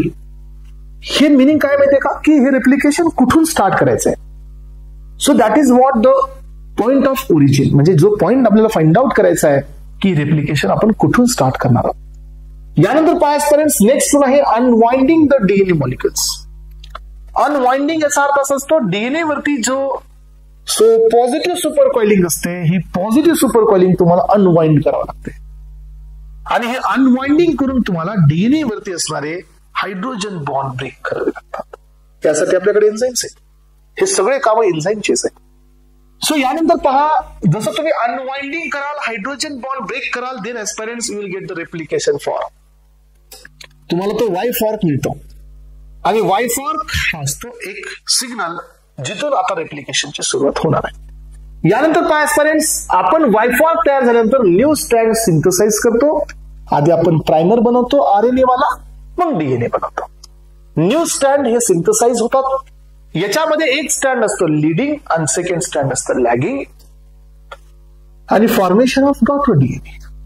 बस एवढ्या step मध्ये रेप्लिकेशन होतं. तुम्हाला माहित असू द्या aspirant, this is an very very important and favourite topic for the DI and other competitive exams. येतो म्हणजे क्वेश्चन्स येतातच. सो त्यामुळे याला थोडस डिटेलमध्ये पाहायचंय आपण, याला शॉर्ट नाही मारायचंय, समजून घ्यायचंय. म्हणूनच सगळ्या स्टेप मी इथं दिल्यात नाही. मग आता पहिली स्टेप काय आहे, ऍक्टिव्हेशन ऑफ न्यूक्लियोटाइड्स. मग न्यूक्लियोटाइड्स ऍक्टिव्हेट करणे म्हणजे काय, मी आता सांगितलं. जिथं मोनोफॉस्फेट आहे त्याला डाय करा, जिथं डाय आहे त्याला ट्राय करा. फायनली तुमच्या न्यूक्लियोटाइडकडे 3 फॉस्फेट असणं मॅन्डेटरी आहे. That is what activated of किंवा ऍक्टिव्हेशन ऑफ न्यूक्लियोटाइड्स. सो हे पहा, so formation of deoxy ribo nucleotide triphosphate, deoxy ATP, deoxy GTP, deoxy TTP, deoxy CTP. कुठून करायचं हे, एटीपीच्या प्रेझेन्स मध्ये करायचंय. आणि कोणत्या एन्झाईमनी करायचंय, फॉस्फोरिलेज. यालाच आपण कायनेजेस म्हणतो. एटीपी ला एक टी घ्या आणि याच्यावरती पास करा. आपल्याकडे एटीपी हा फॉस्फेटचा सोर्स आहे ना, म्हणून. यानंतर पहा, सो पॉइंट ऑफ ओरिजिन म्हणजे काय, तुम्हाला रेप्लिकेशनचा पॉइंट फाइंड आउट करायचा आहे. Replication begin at a particular spot, एका पर्टिक्युलर जागेपासून याची सुरुवात होते. called as the origin of replication or ori of replication. So bacterial and viral has a single ori. जे प्रोकॅरियोटिक सेल असतात ना, यांच्याकडे ओरिजिन ऑफ रेप्लिकेशन एकच असतं, म्हणजे तिथूनच ही सिंथेसिसची सुरुवात होते. पण युकॅरियोट्स मध्ये हे ओरिजिन ऑफ रेप्लिकेशन हे एकापेक्षा जास्त असतात. हे पहा, so eukaryotes there is a number of origin of replication, म्हणजे भरपूर जागापासून आपण हे रेप्लिकेशन सुरू करू शकतो. यानंतर पायपर्यंत unwinding of the helix. Helix म्हणजे जे डीएनएचे जे पेयर आहेत ते तोडावे लागतील आपल्याला. मला सांगा, हे का करतोय आपण, आपल्याला डीएनए बनवायचे नवीन. Yes, we wanted to synthesize we wanted to synthesize new DNA. का, कारण आपल्याला कॉपीज बनवायच्या. मग आता आपल्याकडे जो डीएनए आहे, थोडं समजून घ्या, डायग्राम मी इथं पुन्हा एकदा देतो. सो आपल्याकडे जो डीएनए आहे तो तर ऑलरेडी आता जी सी हे एकाच अटॅच आहे. समजा याच्यातला जी याच्यातल्या सी सोबत आहे, वरतून आला डीऑक्सी जीटीपी. मग हा जी या सी सोबत अटॅच होईल का, सॉरी हा सी या जी सोबत अटॅच होईल का, नाही. का होणार नाही, तुम्ही ऑलरेडी मी कुणासोबत बाउंड आहे, जी सोबतच आहे. मग परत जी सोबत का होणार, नाही होणार. याचा अर्थ यांची बाइंडिंग व्हायची असेल तर हा जो आहे तो कसा पाहिजे, अनपेअर पाहिजे. आता हा पेअर आहे. मग अनपेअर कधी होणार सांगा, अनपेअर त्याच वेळेला होणार ज्या वेळेला तुम्ही ओपन करणार. अशा पद्धतीने तुम्ही याचे हायड्रोजन बॉन्ड ब्रेक करणार एस्पिरंट्स. आणि हायड्रोजन बॉन्ड ब्रेक करण्यासाठी आपल्याकडे असतो एक इम्पॉर्टंट एन्झाईम, याचं नाव असतं helicase. Helicase, you can say unwindase. हे 2 एन्झाईम आपल्याकडे असतात. सो मग आता झालं काय पहा, की now the DNA helix operates by breaking a weak hydrogen bond. So हा जो एन्झाईम असतो डीएनए हेलिकेज हा काय करतो, तो बॉन्डला ब्रेक करतो आणि so unwinding is brought about by enzyme helicase which is ATP dependent. हा एटीपी डिपेंडेंट आहे आणि या ठिकाणी सो हे ब्रेकिंग झाल्यानंतर कोण तयार होतं, रेप्लिकेटिंग फॉर्क हा तयार होतो. The point formed due to the unwinding and separating the two strand of the DNA appear like a Y-shaped structure. ज्याला हे दोन स्ट्रँड आपण ब्रेक करू त्यावेळेला Y-shaped स्ट्रक्चर तयार होईल and that is called as a replication किंवा replicating fork. हा replicating fork इथं तयार झालेला आहे स्टुडंट्स. यामध्ये each separated strand, मग आता आपल्याकडे स्ट्रँड किती झाले, 2. सो ज्यावेळेला आपण त्याला अनवाइंड करू, सो याच्यातले हायड्रोजन बॉन्ड ब्रेक करू आणि हा फॉर्क तयार करू, त्यातला हा एक स्ट्रँड जो आहे तो टेम्पलेटचं काम करेल आणि हा एक स्टँड आहे तो पण टेम्पलेटचं काम करेल. टेम्पलेट म्हणजे काय असतो, ज्याचा सिक्वेन्स आपल्याला नोन असतो. येस, टेम्पलेट म्हणजे काय, ज्याचा सिक्वेन्स आपल्याला माहिती आहे किंवा ज्याच्यामुळे आपण दुसरा सिक्वेन्स तयार करणार आहोत, दॅट इज व्हॉट टेम्पलेट. छापा, येस, आपल्या भाषेमध्ये छापा, त्याच्यापासून आपण नवीन सिक्वेन्स तयार करणार आहोत खाली. सो हे दोन्ही स्टँड कशाचं काम करतायत पेरेंट्स, टेम्पलेटचं काम करताय. Both of this stand they are working as a template. मग आता आपल्याला पाहिजे की आता असं पण होऊ शकतं, पण बघा बरे की आता हे जे रेप्लिकेशन फॉर्क आपण बनवलाय, सी इथं तुम्हाला परत एकदा ह्या डायग्रामॅटिक प्रेझेंटेशन क्लिअर करून देतो पहा. सो आधी आपले डीएनए असे एकमेकाला अटॅच होते हायड्रोजन बॉन्ड. आता काय केलं आपण, या हेलिकेजचा वापर करून आपण हे बॉन्ड ब्रेक केले आणि असा फॉर्क बनवला. सी सो हे असे फॉर्क आपले तयार झाले. हा एक फॉर्क, हे एक टेम्पलेटचा स्टँड आहे, हा एक आहे. ह्या दोघांमध्ये आता हायड्रोजन बॉन्ड नाही आहे, हे अशा प्रकारचा फॉर्क तयार झालाय. ह्याच्या पाठीमागे पुन्हा डीएनए. मला हे सांगा, याची काय गॅरंटी आहे की हे दोन्ही स्टँड पुन्हा वापस एकमेकाला अटॅच होणार नाही. आता जो वेळेला आपण याला ब्रेक केलं असं तर हे अनस्टेबल झाले. In order to get stability हे वापस एकमेकाला अटॅच होऊ शकतात. याचा अर्थ काय असतो की हे जे अनस्टेबल स्टँड आहेत ना, यांना स्टेबिलाईज करावं लागेल आपल्याला, जेणेकरून हे वापस रिजॉईन होऊ नये. आणि हे स्टेबिलाईज केले जातात एका इम्पॉर्टंट प्रोटीननी, याचं नाव असतं सिंगल स्टँड बाइंडिंग प्रोटीन. हे जे तुमचे स्टँड आहेत ना, यांना आपण स्टेबिलाईज करतो पहा. So exposed single stand are stabilized by or prevented from rejoining with the help of single stand binding protein. आपण हे सिंगल स्टँड आहेत ना, यांना एक प्रोटीन अटॅच करतो जेणेकरून हे वापस रिजॉईन होऊ नये. आपल्याला प्रोसेस पुढे घेऊन जायची असते सिंथेसिसची.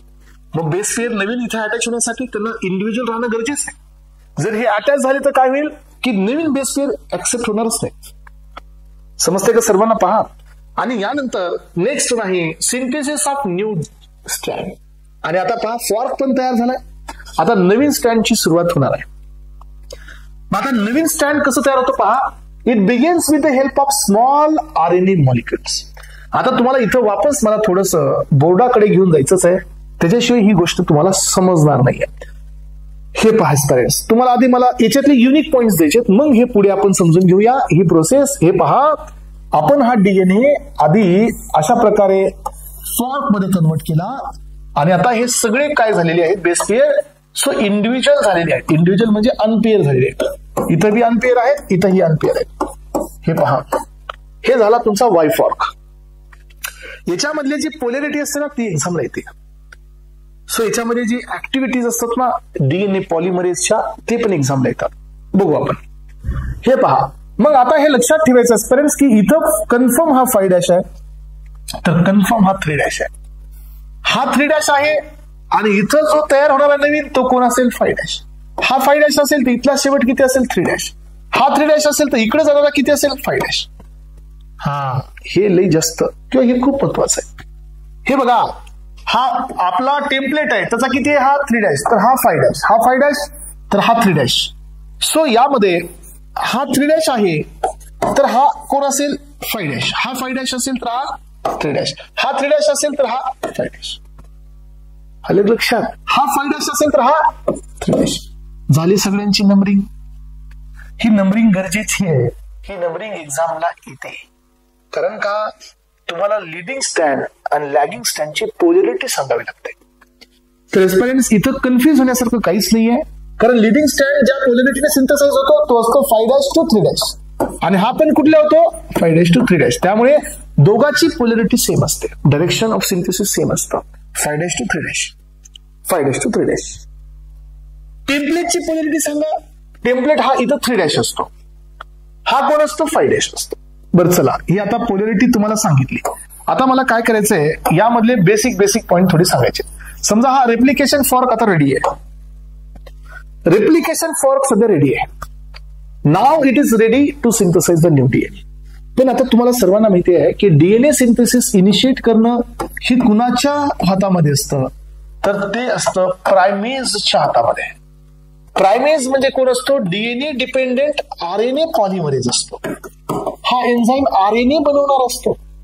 तुम्हाला आता असं वाटेल की सर आपण तर डीएनए बनवायला जातोय, then why we need to synthesize RNA? हे सर नो. परत एकदा लक्षात घ्या, आपण आरएनए नाही बनवत आहेत, आपण आरएनए प्रायमर बनवत आहे. So why we are trying to synthesize RNA primer? कारण आरएनए प्रायमर तयार झाला की डीएनएचं सिंथेसिस बिगिन होतं. म्हणून पहिल्यांदा जो एन्झाईम इथे अटॅच होतो तो असतो प्रायमेज, आणि हे तुमचे 4 वेगळे बेस पेअर इथे अटॅच करतो. 1, 2, 3, 4, 4 म्हणजे इथं ग्रुप असतो. So this is called as a primer. हे तयार झालं प्रायमर. आणि पहिलं प्रायमर कुठे तयार होतो, 3' ऑफ टेम्पलेट. हे कुठल्या साईडला होणार आहे, 3' ऑफ टेम्पलेट. हा, टेम्पलेटचा 3'. प्रायमर कुठल्या साईडला असेल मग 5' ऑफ कॉम्प्लिमेंटरी. सो आता पुढे काय होणार आहे की प्रायमर तयार झालेला आहे. मग आता प्रायमर तयार झालेला आहे, मग इथे दुसरा एन्झाईम अटॅच होणार, कोण, डीएनए पॉलिमरेज.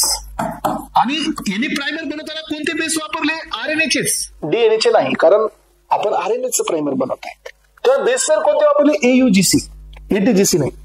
आता हा कोणता एन्झाईम आहे, डीएनए पॉलिमरेज. हा, आता हा बनवेल काय, सगळे डीएनएचे बेसिस इथं टाकेल, ATGC टाकेल, आणि पुढचा सिक्वेन्स तयार होईल तो असेल तुमचा, हे पहा, डीएनएचा. आणि तुम्हाला लक्षात आलं की हे जे स्टँड तयार झालं हे टुवर्ड्स अ फॉर्क चाललंय, म्हणून याला नाव द्यायचं लीडिंग स्टँड. आणि याचं अजून एक रिझन असतं एस्पेरेंट्स, की याच्यामध्ये एकच ब्रेक असतो, एकापेक्षा जास्त ब्रेक नसतो. आणि हे जे स्टँड तयार होणार आहे, इथं प्रायमर, इथं प्रायमर, इथं प्रायमर, इथं प्रायमर. प्रायमरच्या नंतर इथं तयार होतो पहा डीएनए. डीएनए डीएनए हे अवे फ्रॉम द फॉर्क जात आहे, त्यामुळे ही आहे लॅगिंग स्टँड. लॅगिंग स्टँड मध्ये प्रायमर एकापेक्षा जास्त असतात, डीएनएचे फ्रॅगमेंट्स पण एकापेक्षा जास्त तयार होतात. सो फ्रॅगमेंट्सला नाव देण्यात आलं ओकाझाकी फ्रॅगमेंट्स. मग आता या स्टेप पर्यंत आपण पोहोचलो. आता नेक्स्ट स्टेप काय आहे माहितीये, की आपल्याकडे डीएनए तयार झालेला आहे, पण डीएनए आहे फ्रॅगमेंट्स मध्ये. सेकंड थिंग, डीएनए हे प्युअर पण नाही आहे. Now it is in hybridize state. Hybrid state मध्ये का, because it contain DNA plus RNA primer. मग आता मेन पर्पज काय आपला, प्युअर डीएनए. मग आपल्याला कुणाला काढून फेकायचं नसेल, कुणाला इथून रिमूव्ह करावं लागेल, प्रायमरला. मग प्रायमरला रिमूव्ह करण्यासाठी आपण वापरतो एक्झोन्यूक्लियस. एक्झोन्यूक्लियस, एंडोन्यूक्लियस हे एन्झाईमचा आपण वापर करूया, आणि हे येतील आणि हे प्रायमरला काढून जातील. सो इथं जेवढे प्रायमर्स होते ते सगळे चालले गेले. हे पहा, आता फक्त इथं डीएनएचे फ्रॅगमेंट्स बाकी आहेत. मग आता जिथून आपण प्रायमर काढले तिथं पुन्हा वापस काय टाकायचं आहे, डीएनए. कारण हा गॅप आपल्याला फिल करावा लागणार आहे. मग वापस इथं काय टाकावं लागतील, डीएनए पॉलिमरेज वापस येणार आणि इथं डीएनएचा सिक्वेन्स बनवणार. इथं बी डीएनएचा सिक्वेन्स तयार होणार, डीएनएचा सिक्वेन्स. हा, now so we got an entire fragments of the DNA. पण आता प्रॉब्लेम अजून एक आहे, तो काय आहे की हे डीएनए सगळे फ्रॅगमेंट्स मध्ये तुकड्यात आहे. इथं बी एक तुकडा आहे, इथं भरपूर सारे आहेत. मग लॅगिंग स्ट्रँड वरती खूप सारे ब्रेक फ्रॅगमेंट्स असतील. हे ओकाझाकी फ्रॅगमेंट्स आहेत. इथं पण एक फ्रॅगमेंट आहे. मग यांना जॉईन करायचं असेल तर आपल्याला कोणता बॉन्ड जॉईन करावा लागतो, हायड्रोजन नाही. सो या न्यूक्लियोटाइड मध्ये कोणता बॉन्ड असतो, फॉस्फोडायस्टर बॉन्ड असतो, आणि हा बॉन्ड अटॅच केला जातो डीएनए लायगेज या एन्झाईमने. लायगेज येतो आणि यांना जॉईन करून जातो. आणि हे सर्व झाल्यानंतर काय होत आहे फ्रेंड्स, डीएनए नवीन डॉटर डीएनए मध्ये रेप्लिकेट होतो. आता याच्यामध्ये महत्वाचं काय काय सांगा. महत्वाचं आहे हा 3' इथं तयार होतो प्रायमर, हा असतो लिडिंग, याची डायरेक्शन आहे 5' to 3'. हा आहे लॅगिंग, हा आहे 5' to 3'. इथं आहे एक प्रायमर, इथं आहे एकापेक्षा जास्त प्रायमर, इथं आहे एक ब्रेक, एक फ्रॅगमेंट, इथं आहे एकापेक्षा जास्त फ्रॅगमेंट, म्हणून हा लॅगिंग, हा लिडिंग. डायरेक्शन लक्षात आलं. मग मला सांगा लायगेस सगळ्यात जास्त कुठे लागेल, लिडिंगला का लॅगिंगला. इथं लॅगिंगला लायगेसची जास्त गरज आहे कारण इकडे जास्त फ्रॅगमेंट्स आहे. सो प्रायमर बनवला जातो प्रायमेजने, याचं दुसरं नाव आहे DNA dependent RNA polymerase. So primer काढून फेकला जातो कुणाने सांगा. प्रायमर हा काढून फेकला जातो एक्झो न्यूक्लियसने, जो की इथं आहे, जो प्रायमरला काढून फेकतो. सो डीएनए पॉलिमरेज हा कोण आहे तर डीएनए सिक्वेन्स देणार आहे. सो डीएनए पॉलिमरेज इथं इम्पॉर्टंट आहे. युकॅरियोटिक डीएनए पॉलिमरेज 5 टाईपचे असतात, प्रोकॅरियोटिक डीएनए पॉलिमरेज 3 टाईपचे असतात. आपल्याला A टाईपचे डीएनए पॉलिमरेज बघायचे आणि हे तयार झालं नंतर एक नवीन सिंथसाइज्ड डीएनए आणि अशा आपल्याकडे 2 मोल्स मिळतात. त्यातला एका मोलचा एक स्टँड हा पॅरेंट्रल असतो आणि त्याच याचा दुसरा स्टँड हा न्यूली सिंथसाइज्ड असतो. मग आपण इथं वापस येऊया आपल्या या कॉन्सेप्ट वरती असपर्यंत. हे पहा, जे मी सांगितलं तेच इथं आहे. आता येस और नो, जे मी सांगितलं तेच इथं आहे. समजून घ्या, आता समजून घ्या. फायनल स्टेप कडे चाललोय आपण. सो न्यू स्टँड सिंथेसिस होतं स्मॉल आरएनए मॉलिक्यूल पासून. प्लीज बघितलं आपण प्रायमर तयार होतो. The synthesis of new strand begin with the help of the small RNA molecules is called as a RNA primer. आणि हे कोण बनवलेलं असतो एन्झाईमनी आरएनए पॉलिमरेज. हा डीएनए डिपेंडेंट आरएनए पॉलिमरेज असतो, याला दुसरं नाव असतं प्रायमेज. यानंतर पहा, RNA primer get associated with the 3' end of the template stand. हे मी सांगितलं. आरएनए प्रायमर कुठे तयार होतो टेम्पलेटच्या 3' एंडला. येस. आणि कॉम्प्लिमेंटरीचा कोणता असतो 5'. यानंतर पहा, DNA polymerase induces binding with the complementary nucleotides on the template stand by forming the hydrogen bond. मग डीएनए पॉलिमरेज येतो आणि नवीन सिक्वेन्स तयार करतो, नवीन न्यूक्लियोटाइड्स ऍड करतो आणि कोणती बॉन्ड तयार करतो हायड्रोजन बॉन्ड आणि एक कॉम्प्लिमेंटरी स्टँड तयार करतो. यानंतर पहा, then DNA polymerase induce the binding with the complementary झाले आपला. Once the initiation of DNA synthesis completed, then RNA primer stand is then removed. बरोबर आहे. ज्याला डीएनए तयार झालाय, आता आरएनएचं काय काम नाही राहिलेलं नाहीये. म्हणून आता आरएनएला काय करावं लागेल, आरएनए प्रायमरला आपल्याला रिमूव्ह करावं लागेल enzymatically which is called as exonuclease replaced by the DNA sequence. आणि जिथून आरएनए प्रायमर काढला एक्झोन्यूक्लियसने, तिथे वापस काय टाकायचा डीएनए. येस, तिथे डीएनए वापस टाका. DNA with the help of DNA polymerase 1 प्रोकॅरियोटिक्स मध्ये आणि युकॅरियोटिक्स मध्ये हा अल्फा असतो. पुढे याचे टाइप्स आहेत. मग ऍजपर्यंत आपल्याकडे 2 स्टँड तयार होतात, लॅगिंग आणि लिडिंग. याच्यामध्ये मेन काय की जो लिडिंग स्टँड असतो हा रिप्लिकेटिंग फॉर्क कडे चाललेला असतो. हा कंटिन्युअस आहे विदाउट एनी गॅप. याच्यामध्ये गॅप आहेत आणि गॅप आहेत म्हणून यांना इथं फ्रॅगमेंट्स आहेत आणि फ्रॅगमेंट्सला आपण नाव देतो ओकाझाकी फ्रॅगमेंट्स. सो हे डिस्कंटिन्युअस आहे, हे कंटिन्युअस स्टँड आहे. यानंतर पहा, याला डीएनए लायगेस हे एवढा लागत नाही, एकच जागी लागतो. It required DNA ligase so for joining of the Okazaki fragments. ह्या दोघांचं डायरेक्शन बघा 5' to 3', त्याचं बी आहे 5' to 3'. हे मिसमॅच करायचं नाही. 5' to 3', हे मिसमॅच होणार नाही. यानंतर पहा, only singles RNA primer is required. इथं आरएनए प्रायमर तुम्हाला प्रत्येक ठिकाणी लागणार आहे. लॅगिंग वरती you need more RNA primer, इथे एकच लागतो. So formation of leading stand is quite rapid. कारण का एकच प्रायमर आहे, बाकी सगळं डीएनए. लॅगिंग स्टँड हे स्लो प्रोसेस आहे, कारण का प्रत्येक ठिकाणी प्रायमर आहे, प्रत्येक ठिकाणी डीएनए तयार करायचंय, पुन्हा ते प्रायमर रिमूव्ह करायचंय, पुन्हा तिथे डीएनए टाकायचंय, पुन्हा लायगेस करायचंय. इट टेक्स टाइम, म्हणून ही स्लो प्रोसेस आहे. ही थोडीशी फास्ट प्रोसेस आहे पेरेंट्स.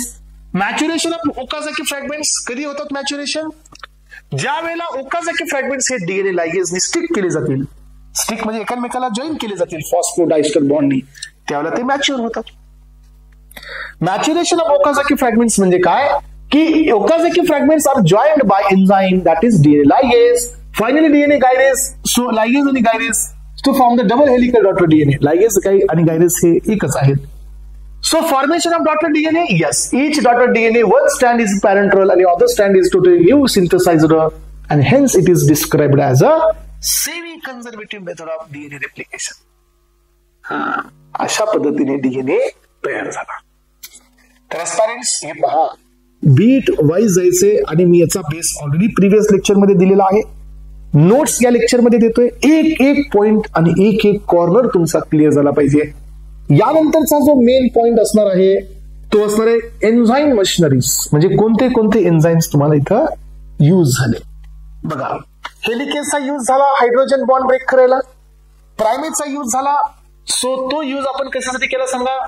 सो प्रायमेटचा यूज केला प्रायमर बनवण्यासाठी. टोपोआयसोमरेजचा यूज केला आपण सो पॉझिटिव्ह वाइंडिंग क्लिअर करण्यासाठी. डीएनए पॉलिमरेजचा यूज करतो डीएनएचे स्ट्रँड बनवण्यासाठी. डीएनए लायगेजचा यूज केला गेला सो डीएनएचे स्ट्रँड जॉईन करण्यासाठी.